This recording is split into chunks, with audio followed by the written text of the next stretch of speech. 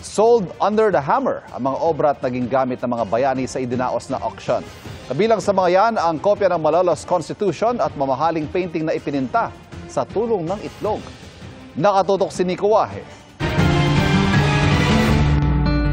Ang mga painting ng pinakaunang national artist sa bansa na si Fernando Amorsolo, pati makasaysayang gamit noon ng ating mga bayani, kabilang sa mahigit 160 obra at koleksyon na isinubasta sa Makati City. Mayroon tayo ngayon, maraming tayong mga historical artifacts galing sa koleksyon ni Dr. Ambeth Ocampo. Marami talaga tayong mga collectors. So, magkaiba yung classification ng mga namimili natin. Ang Burning of Manila ni Amorsolo, itinuturing na isa sa pinakamalaking obra niyang ibebenta sa merkado. Mula sa starting bid na 18 million pesos, naisubasta ito ng 30 million pesos.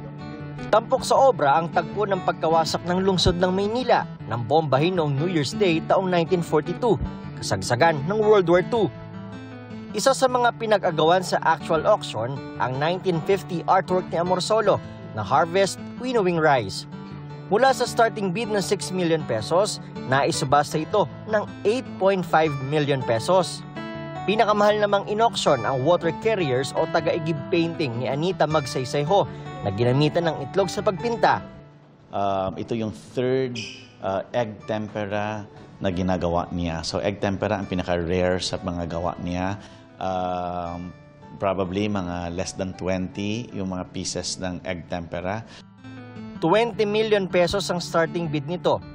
Naisubasta yan ng 50 million pesos. Kabilang din sa mga in-auction ng ilang gamit ng mga bayani, gaya ng silver belt ni Juan Luna at silver quill o pluma ni Emilio Jacinto.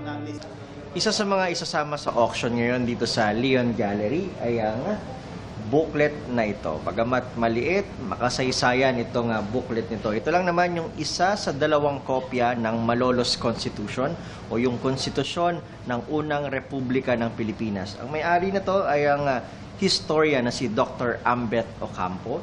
Nagkakahalaga lang naman ito ng 100,000 pesos. So yung starting bid niya ay 100,000 pesos. At kapag ikaw ang nakakuha, kasama sa lot na ito ay ang litrato ng unang Pangulo ng Pilipinas na si General Emilio Aguinaldo.